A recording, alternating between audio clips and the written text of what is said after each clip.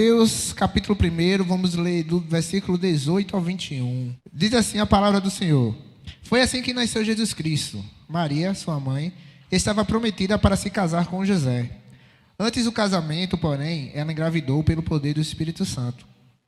José, seu noivo, era um homem justo e resolveu romper a união em segredo, pois não quis envergonhá-la com uma separação pública. Enquanto ele pensava nisso, um anjo do Senhor lhe apareceu em sonho e disse: José, filho de Davi, não tenha medo de receber Maria como esposa, pois a criança dentro dela foi concebida pelo Espírito Santo. Ela terá um filho, e você lhe dará o nome de Jesus, pois ele salvará o seu povo dos seus pecados. Amém? Geralmente a gente lê esse texto e sempre foca para o nascimento do Filho de Deus. Mas eu gostaria de convidar vocês nessa noite a olhar para esse texto de uma perspectiva diferente. E em vez de a gente olhar para o filho, olhar para os pais. Olhar para Maria e José, que receberam uma missão bem simples. Simplesmente criar um menino que mais na frente viria a ser o Salvador do mundo. Isso não é uma missão nada simples, meus irmãos. E a gente vai ver algumas características desse casal para que eles pudessem ter êxito na criação do menino Jesus e assim aplicarmos na nossa vida detalhes que também nós podemos fazer e ver as nossas famílias viverem o milagre de Deus. Amém? Você já se perguntou por que o ataque à família tradicional cresce a cada dia? Você já imaginou se um dia esses ataques irão parar? Grandes empresas, já bem-sucedidas no Brasil, e ouso até dizer algumas no mundo, elas fazem questão de, em seus comerciais, em um momento que elas têm para divulgar a sua marca, muitas vezes que por ser tão conhecida já se vende sozinha, eles fazem questão de botar uma mensagem subliminar, muitas vezes zombando da família. Não vou dizer o nome da empresa, os mais curiosos ali de fora eu digo. Mas esses dias eu estava em casa assistindo TV, e de repente apareceu um comercial de uma empresa muito conhecida. E era sobre o Dia dos Namorados. E vinha um casal muito feliz. Tudo bem, tudo flores, mas de repente vem uma briga e a separação. E o clima que era para ficar de tristeza, de repente fica em alegria. Porque a mensagem principal daquele comercial é o seguinte: não fique triste. Porque quando um relacionamento acaba, novos 2 relacionamentos surgem. Aparece aquela que estava chorando com outro homem, e aquele homem triste também com outra mulher. Não existe nem a preocupação de disfarçar um ataque à família. Aquilo ali é uma declaração de forma clara. Não está dando certo? Não tem problema, tente de novo. E deixa eu dizer uma coisa, não para assustar vocês, meus irmãos, longe de mim. Apenas para preparar vocês. O ataque à família tradicional não vai parar até Jesus Cristo voltar para buscar a sua igreja. É preciso estarmos preparados. Outro desafio que nós teremos, irmãos, como família, assim como Maria e José tiveram, é em meio às dificuldades que a vida nos proporcionar, não só nos rendemos, mas também nos posicionarmos. E Deus, quando Ele vai unir esse casal para essa missão nada simples, eu tenho certeza que Ele não escolheu aquele casal de forma aleatória. Pois enquanto o seu filho estivesse aqui na terra, ele precisaria de paz. E certamente Ele viu valores na vida de Maria e também na vida de José. Muito se fala em Maria. Alguns, de uma religião um pouco parecida com a nossa, diz que nós não damos a honra que Maria merece. Mas não é verdade. A gente entende sim o plano que Maria teve para que Jesus viesse ao mundo. A gente entende sim que ela tinha princípios e valores que chamaram a atenção do próprio Deus. Mas, em nenhum momento, a Bíblia faz referência à adoração a ela. Eu me lembro de uma história que eu ouvi há muitos anos, quando eu ainda era um pré-adolescente. Muitos anos não, né? Um pouquinho atrás. Vou acabar entregando a minha idade. De uma história que ilustrava muito bem o ataque que às vezes os evangélicos sofrem, porque, segundo muitos, nós não honramos a Maria da forma correta. Uma senhora bem humilde, ela vai a um consultório, precisa fazer uma cirurgia, meu pastor. E ela é crente, só que aquele médico é ateu. Aquele médico começa a olhar para ela e ver que tudo ela dá glória a Deus. Vai fazer exame, glória a Deus. Vai marcar a data de cirurgia, glória a Deus. Ela, vocês não sabem ser crente, vocês, aí cutuca, vocês não, nem adoram nem a Maria direito. Aquela senhora humilde, simples, não se intimida diante daquela colocação. Ela olha para o doutor e, veja bem, doutor, o que o senhor diria se eu chegasse aqui e dissesse que em vez de fazer a minha cirurgia, todo o meu tratamento não fosse o senhor, fosse a sua mãe? Ele se assusta e dizia, seria um absurdo. Afinal de contas, foi eu que me preparei durante anos, foi eu que estudei durante anos, então eu que tenho que fazer. E ela, de forma simples e humilde, olha para ele e diz, pois bem, doutor, quem morreu por mim foi Jesus, não foi Maria. Nunca mais ele cutucou aquela irmãzinha. E o que falar de José? Vocês acham mesmo que o próprio Deus, ao escolher a família que cuidaria do seu filho, ia escolher um homem de qualquer tipo? Um homem que não existia, que não tinha valores, um homem que não tinha princípios? Com certeza José tinha muitos princípios. E um dos grandes princípios que José teve foi que quando ele recebe essa missão, uma missão tão impactante, que Maria talvez chegue para ele e diz, filho, eu estou grávida, tenta explicar para ele, e ele bota a mão na cabeça, e é natural do ser humano, habitou o medo no coração dele. E o texto vai dizer que ele tentou fugir, não porque ele era covarde, não porque ele era medroso, em extremo, é porque ele queria honrar a Maria, de certa forma, dizer, eu vou assumir essa culpa sozinho. Porque se eu ficar ao lado dela, todos vão dizer que ela pecou também. Eu indo embora, eu carrego a culpa, ela sai como vítima. Porque ninguém vai entender esse mistério de Deus. Ele é um homem honrado. Ele assumiu a responsabilidade. Eu não vou deixar a minha futura esposa ser humilhada e desprezada. E o plano que ele bola é de ir embora. Mas a Bíblia vai dizer que enquanto ele pensava, eu acho isso tremendo. A Bíblia não vai dizer que ele comentou isso com alguém. A Bíblia não vai dizer que ele chegou a aconselhar com alguém. Não, o texto vai dizer que ele, enquanto ele pensava sobre isso, quando ele foi dormir, um anjo do Senhor aparece para ele e diz, não tenha medo.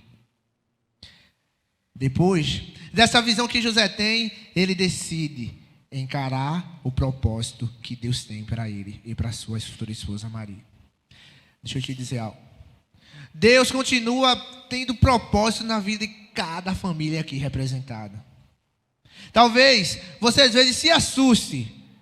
Será que a minha família realmente tem condições de ser impacto onde eu moro? Talvez você se assuste com o peso da responsabilidade quando Deus diz, é com você mesmo que eu conto. Mas deixa eu te dizer uma coisa. Deus te trouxe aqui nessa noite fria para dizer que Ele conta com você sim. Que se você permanecer com seus olhos focados nele, Ele há de te surpreender e grandes coisas Ele fará através da sua família. Os planos de Deus não mudaram. Não duvide. Você tem uma missão como família aqui nesta terra. Os olhos do Senhor não olham para você como os homens veem.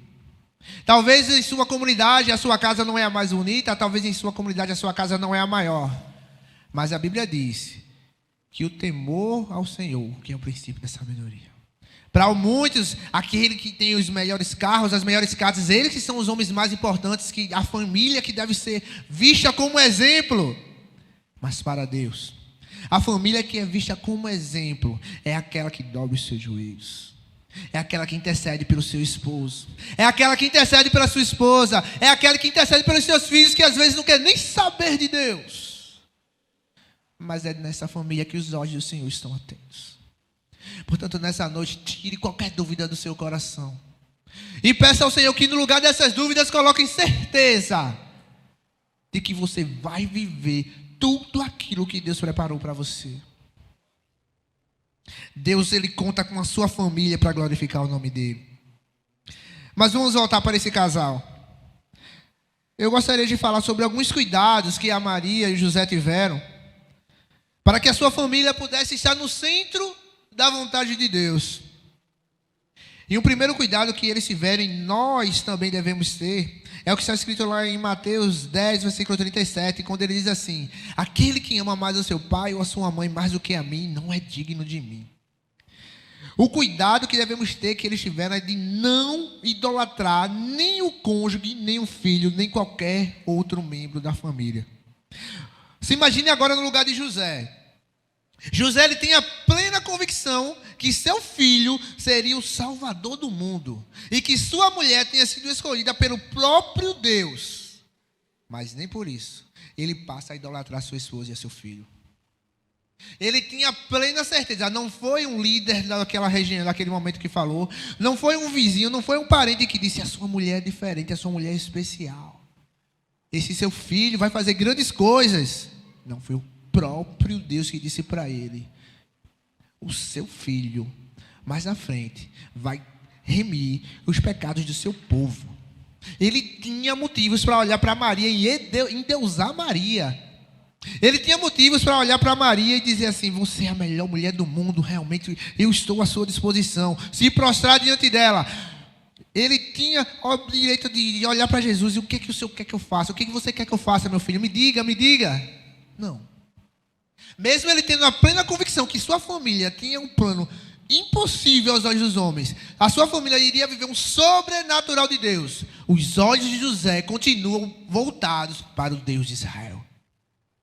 Isso é um perigo, meus irmãos. Nós hoje devemos ter essa atenção. Filho é bênção.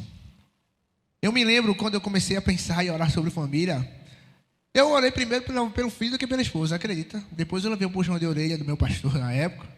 Mas era um sonho muito grande ser pai. Mas eu sonhava muito. Mas eu não estava pronto. A probabilidade de eu talvez idolatrar um filho, se eu tivesse naquele momento, era gigantesca. Claro que nós devemos nos entregar para os nossos filhos. É claro que você deve fazer tudo o que estiver ao seu alcance para o bem da sua família. Mas isso não pode ser maior do que o seu amor a Deus. E José viveu isso. Precisamos ter esse entendimento sempre, porque maior que seja o nosso amor pela nossa família, o amor de Deus deve ser infinitamente maior. Devemos com todo zelo cumprir o ministério de cuidarmos da nossa família. Porém, a dependência total deve ser exclusiva de Deus. Muitas vezes nos pegamos tristes, sabe por quê? Porque a gente se doa muito para um familiar. A gente se doa com todas as nossas forças. Só que às vezes a gente não tem aquele retorno que a gente esperava. E às vezes nesse momento a gente começa a duvidar de se vale a pena realmente lutar pela minha família. É nesse momento que quando a gente olha para o ser humano, eu fiz tudo por aquele meu filho e hoje ele nem sequer dá uma prestação de conta mínima onde quer que ele está. É nessa hora que às vezes a dúvida começa a habitar em nossos corações. Nós devemos amar, nós devemos nos entregar, mas devemos nos lembrar que nós somos falhos. Uma tendência natural que nós temos também é de achar que a gente apenas é machucado.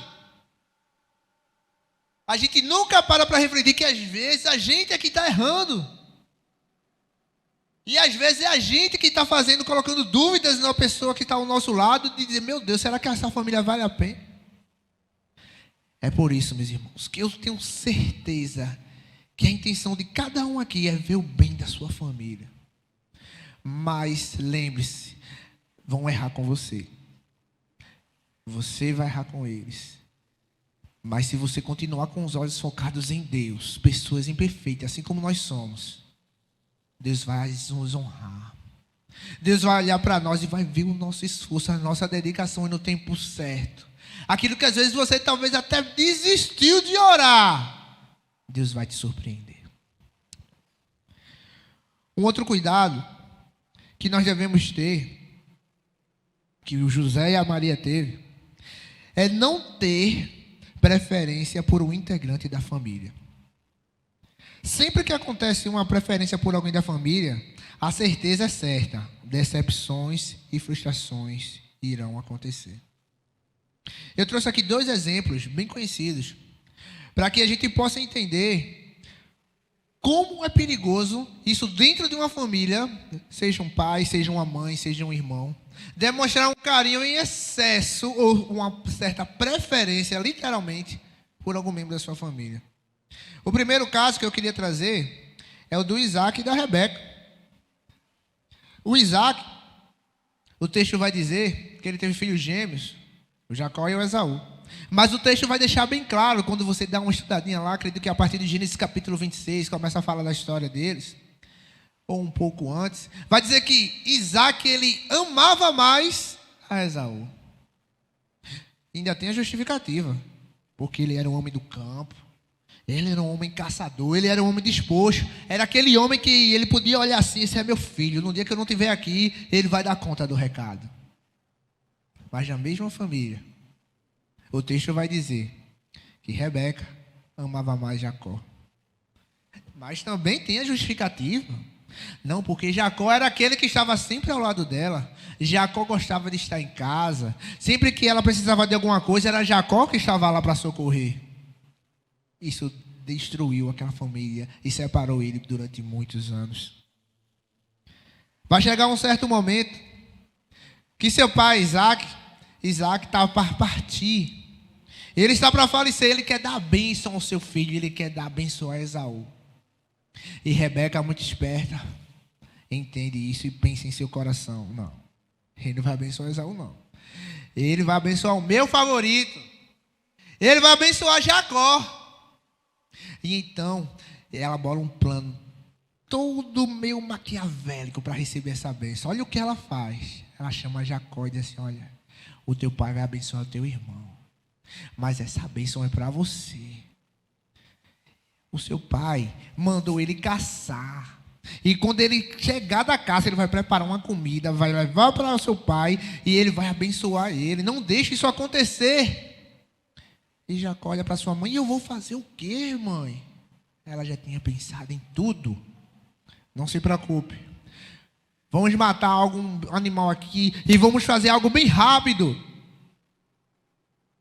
Mas Jacó vê falhas nesse plano. Não vai dar certo, mãe. O meu irmão é um homem peludo e eu sou um homem liso, sem pelo. Ele vai descobrir aquilo que era para ser uma bênção, vai virar uma maldição. Ela já tinha pensado nisso também. Não tem problema, meu filho. Vou colocar lã nos seus braços. Quando teu pai te chamar para perto, ele vai tocar em você e ele vai perceber que é Esaú. Ele vai pensar que Esaú vai dar certo. Chega o momento disso acontecer. E Jacó chega para o seu pai e diz: já cheguei. Se passando pelo seu irmão. Isaac ouve, já não pode ver. Chegue mais perto. Como é que foi isso? Você saiu para caçar, já caçou, já fez a comida, já está aqui. E a resposta de Jacó me assusta. Porque Jacó coloca o nome de Deus no meio. Jacó diz assim: não, é porque o teu Deus estava comigo. Ele foi, me abençoou e a presa veio logo e eu consegui fazer tudo rápido e estou aqui, filho. Estou aqui, pai. Foi o teu Deus que me fez que tudo acontecesse, que tudo desse certo para que você pudesse me abençoar. Aí ele chega perto, tocou, realmente. A voz é de Jacó, mas o corpo é de Esaú. E dá a benção. E mais na frente o seu irmão descobre o engano e diz assim: eu não vou descansar enquanto eu não matar o meu próprio irmão. Tudo isso porque faltou cuidado de preferência em amar os filhos da mesma forma. O outro exemplo é com Jacó. Jacó não aprendeu a lição. Jacó viu a sua família ser dividida por causa de preferência de pai e mãe. Chega o momento dele ser pai e ele fazia o certo, ele fazia diferente, mas não. O texto vai dizer que ele tem 12 filhos. E dos 12 ele também tem um favorito. Ele olha para José e diz: esse é o meu filho amado. E por causa disso, o texto vai dizer que os irmãos de José o odiavam. Olha o perigo, meus irmãos, de não ter o discernimento de amar os nossos filhos da mesma forma. Olha a atenção que nós devemos ter. E Maria e José fizeram diferente, eles tiveram esse cuidado. A Bíblia vai dizer que eles tiveram outros filhos, que inclusive duvidaram até mesmo que o seu irmão era o Messias, pois eles cresceram juntos, eles tiveram a mesma educação. E por que agora Jesus dizia ser o Cristo? Isso aqui temos um detalhe muito importante. Os seus irmãos duvidarem que Jesus era o Messias mostra que Jesus e eles tiveram a mesma educação.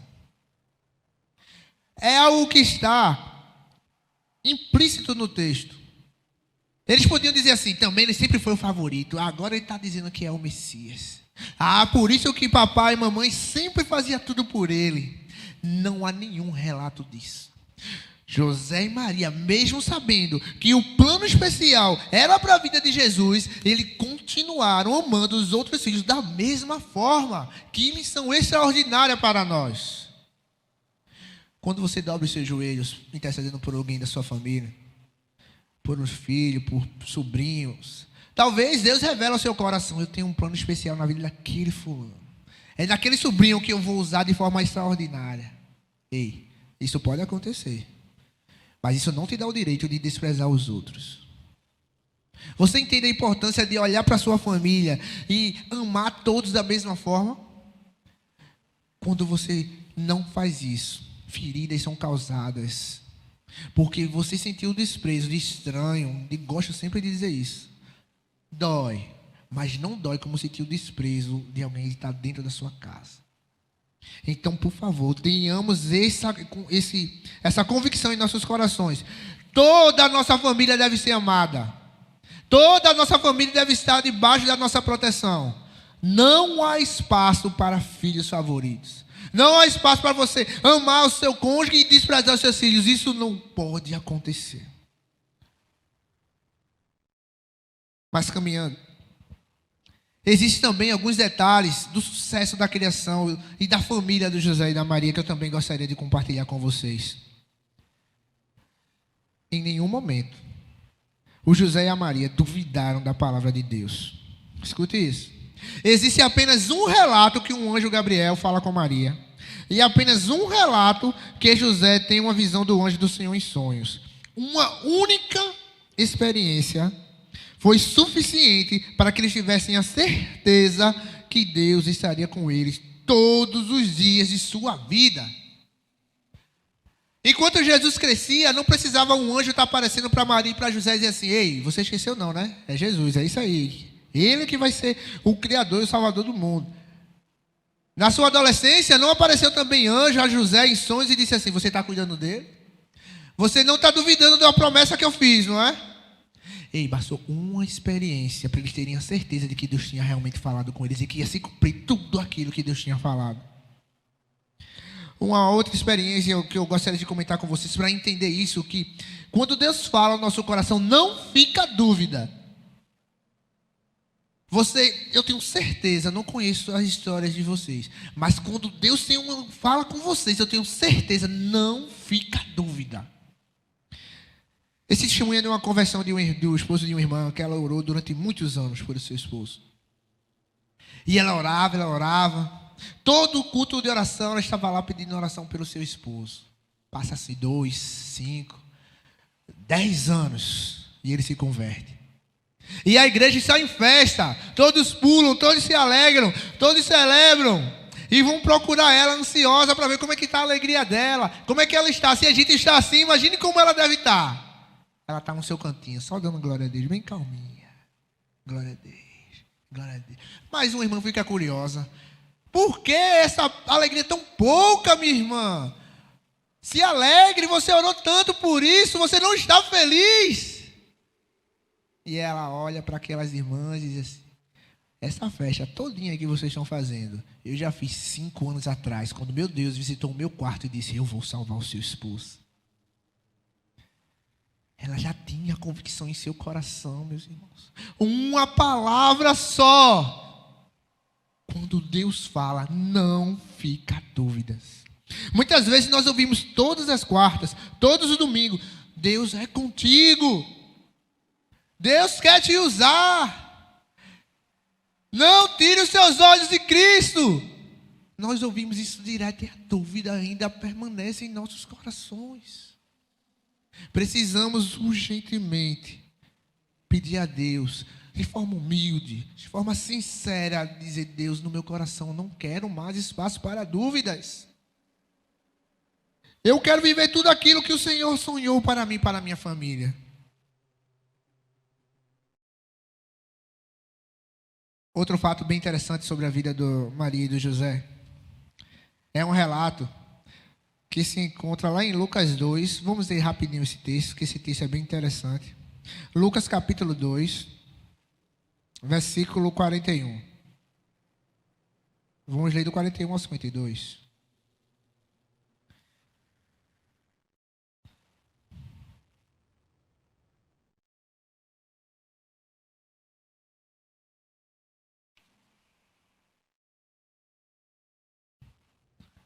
Amém? Diz assim a palavra do Senhor: todos os anos, os pais de Jesus iam a Jerusalém para a festa da Páscoa. Quando Jesus completou 12 anos, foram à festa, como de costume. Terminada a celebração, partiram de volta para Nazaré. Mas Jesus ficou para trás em Jerusalém, sem que seus pais notassem sua falta. Pensaram que ele estivesse entre os demais viajantes. Mas depois de caminharem um dia inteiro, começaram a procurá-lo entre os parentes e amigos. Como não o encontravam, voltaram a Jerusalém para procurá-lo. Versículo 46. Por fim, depois de 3 dias, acharam Jesus no templo, sentado entre os mestres da lei, ouvindo-os e fazendo perguntas. Todos os que ouviam se admiravam do seu entendimento e de suas respostas. Quando o viram, seus pais ficaram perplexos. Sua mãe lhe disse: filho, por que você fez isso conosco? Seu pai e eu estávamos aflitos, procurando você por toda parte. A resposta de Jesus no versículo 49. Mas por que me procuravam? Perguntou ele. Não sabiam que eu devia estar na casa do meu pai? Não entenderam, porém, o que ele quis dizer. E o versículo 51. Então, voltou com os pais para Nazaré e lhes era obediente. A segunda grande lição que eu queria compartilhar com vocês do sucesso da criação de Jesus pela Maria e pelo José é que eles enfrentavam as dificuldades juntos. Em uma dessas idas para Jerusalém acontece esse fato que a gente acabou de ler. E chega a um ponto que eles olham na volta para casa, depois de apenas um dia inteiro de caminhada, Jesus está onde? Onde é que está o menino? E imagina a angústia no coração daqueles dois. Meu Deus, ele está errando com o próprio Deus, ele vai fulminar a gente.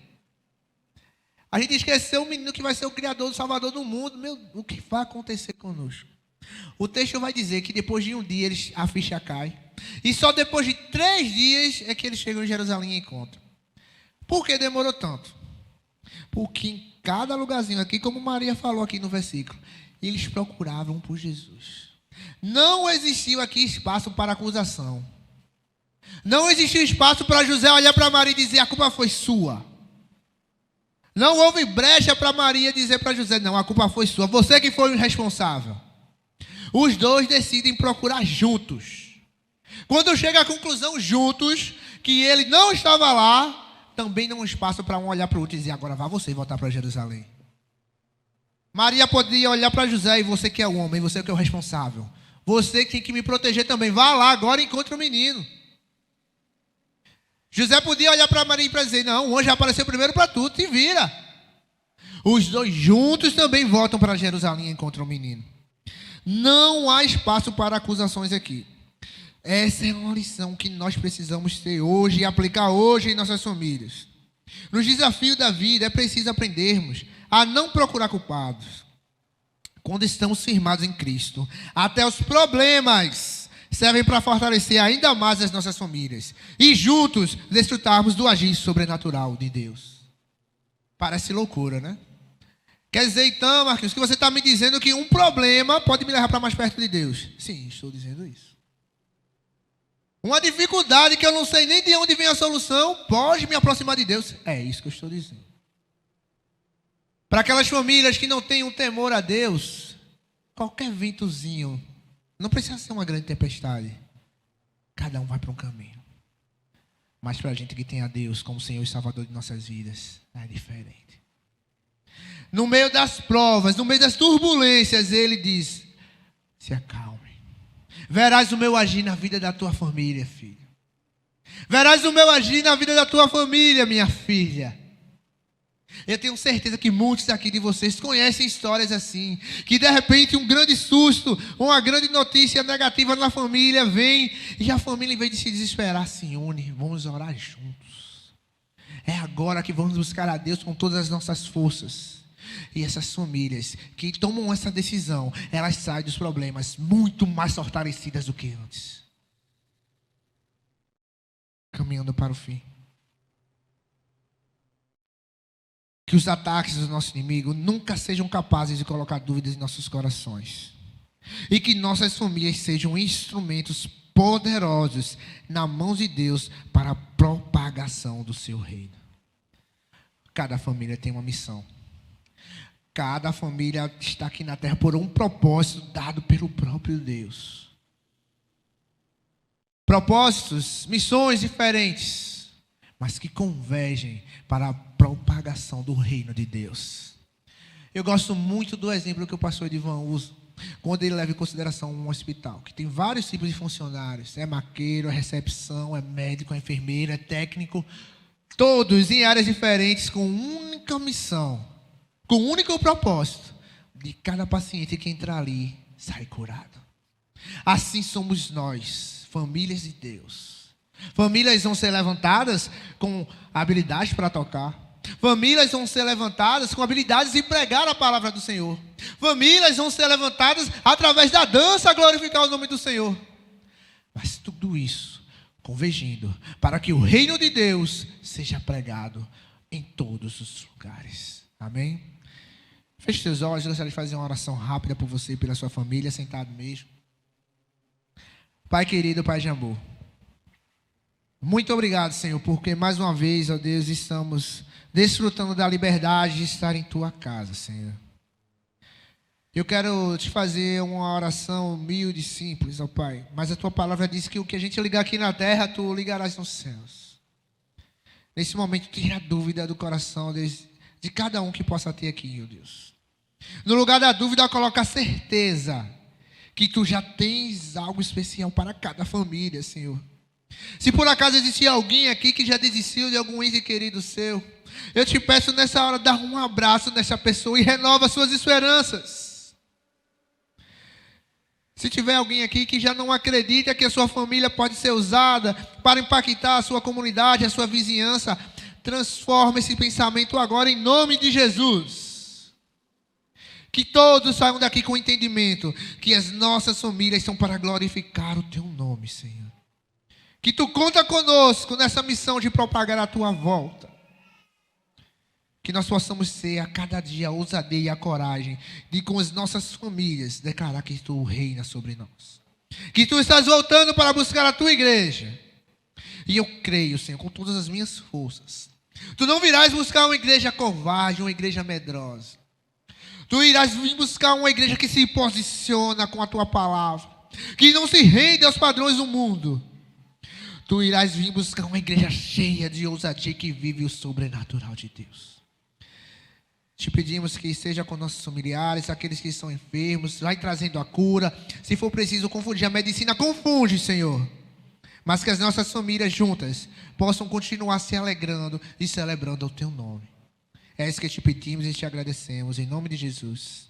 Amém.